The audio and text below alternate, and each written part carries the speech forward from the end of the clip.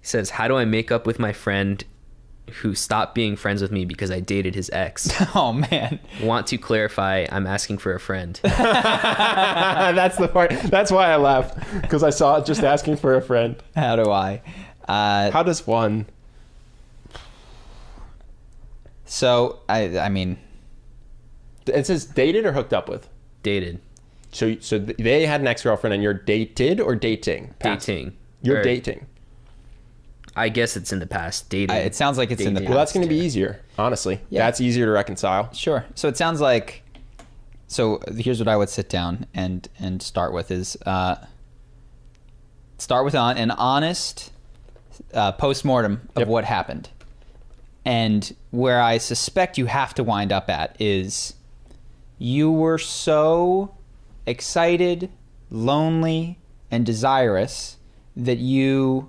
Maybe jealous when they were dating, whatever it is. That you completely ignored what would be good for your friend in your decision to date their ex. That you did not care if you hurt them, if it made you happy, because you were so excited, desirous. And I mean, honestly, and maybe you feel terrible about that, and maybe you don't. But you're gonna need a low ego moment here where you get honest about your emotions. Ask yourself what thoughts about your friend's well-being went through your head when you made these early stage of decisions to date his ex. And the only thing I don't know what culture you necessarily come from, but I don't know any where it'd be like, oh, it didn't even occur to me that it would upset him.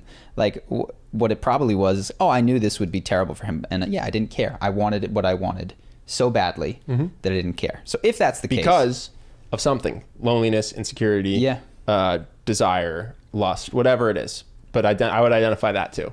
And here's the other tough thing. Now that you're out of this relationship, ask yourself why you've waited till now to try to reconcile with your friend. And I think what you may find is that it's the same exact selfish motivator that led you to date his ex in the first place, which is, I'm lonely and I need someone now. Or maybe at the time you felt massive guilt and you just didn't want to deal with confronting it. Your friend, not you. Sorry. Your friend. Maybe your friend felt massive guilt and didn't want to confront it. And so it was easier to just ignore it. You didn't want to rip the Band-Aid off. You didn't want to have that hard conversation. So out of guilt and those other negative emotions, you went, I'm going to go ostrich on this, put my head in the sand and... And then ask yourself, honestly, given the chance to improve my own circumstances at the cost of at the cost of my friend's experience and what I would like my friend to do to me, situations reversed, have I learned a lesson or would I make a similar decision in the future? Now, very basic. Would you ever date this friend's ex, a different ex again? And be honest, and you might be compelled to say, no, of course not. But like, ask yourself, you're sitting there, he's got this beautiful girl. They've been dating for 8 months. They split up. She really says she likes you and wants, have you internalized anything that's made you change? There's a business opportunity. You need to undercut your friend in order to get it. What have you learned about the value of this friendship? And don't go with what you think you're supposed to have learned. Yeah. Don't pretend that you are someone you're not. This is all just honest self-reflection. This is for you. Yeah, this is truly for you. Because what you're going to do then is take this honest self-reflection and then say it to your friend. Yep. And what you might come to is, I don't deserve to be your friend because I'd stab you in the back again given 2 seconds to do it. And then maybe you just keep that to yourself for a while. Or you can even go to them and tell them, be like, yeah, I'm completely untrustworthy. And if you want to associate with me knowing that. But the more important than what you say to him is this period of reflection. So I don't even want to get to what you say to him. Just really sit down and ask yourself these kinds of questions. Any other questions that you would ask in this? Well, I was going to get to what to say. Yeah, before. I'm just curious if you have any. Okay, well, go ahead.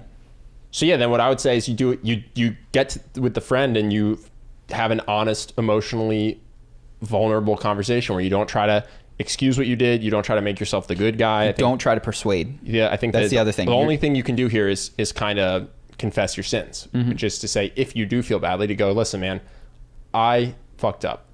And at the time I was really jealous of you and I was really lonely and I did a very selfish thing that I feel very bad about now. And I regret it. I wish I hadn't done it. And I would like to see if we can have a friendship again.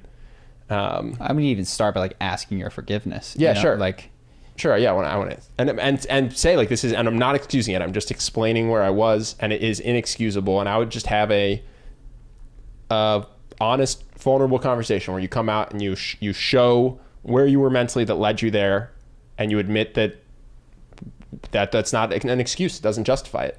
You know, and I would, because I think the thing that won't work is trying to minimize what you did, trying to make yourself out to be not the bad guy, trying to explain why it's her fault. She said that she liked me. Yeah. That's not going to get you there. The only thing that might get you there is if he goes, okay, it sucked, but I appreciate your honesty here. And I get that you were in a bad place or whatever it is. And it looks like you've learned something and I'm seeing genuine regret. That's your only path forward, I think. Yeah. And at some point, this person not only needs to forgive you, but they need to be able to trust reasonably that you're not going to stab them in the back again. And quite frankly, few people in their lives have probably, I'm not saying you, your friend, betrayed them in such an intimate way. Or you have a friend group that doesn't care. Or you have a friend group that doesn't care. But then you wouldn't be asking this question. Yeah. But there are, I just want to clarify, there are groups, everybody hooks up with everybody's ex, no one cares, and then you wouldn't have to have this emotionally charged conversation, and you wouldn't have to promise not to do it again, but they would be hooking up with your ex at the same time, and you'd be, and like this happens too, and it's not wrong, but I'm just judging it by the question itself. Yeah, I'm presuming this is a betrayal. I had a friend date my ex. I thought it was great because it freed me from it was a terrible relationship. Yeah. I didn't notice at the time we were in high school. She was bipolar. It led to a bunch of terribleness. Oh, you had another friend. I thought you were talking about a different ex. Oh no, well, separate things. So then I had another. I date wonderful women. My friends see that and they get interested. No, there's another one. I broke up with this woman. She wanted to get married. I felt really guilty that I didn't feel the same. She dated a friend, and I was like, great. Now she has another chance. So maybe he doesn't care at all. Yeah. I'm just basing it on the question that he does, because those guys didn't have. The one guy called me and I was just like, yeah, we don't have to have this conversation. I think it's great. You're all good. I demand to be invited to the wedding. Yeah. So our serious, somber tone in answering is only based on what we're picking up from the question. But there are definitely friends that wouldn't care, and then this conversation would be very easy. Cool. Hope that you guys enjoyed that clip. If you want to see more like this and have us do more podcasts, we are 100% funded by our generous patrons. And if you'd like to contribute, there's a link in the description, and we'll have one pop up on the screen right here so that we can do more podcasts where we have fun conversations and hopefully some deep ones like this. Either way, hope that you enjoyed the video, and I will see you in the next one.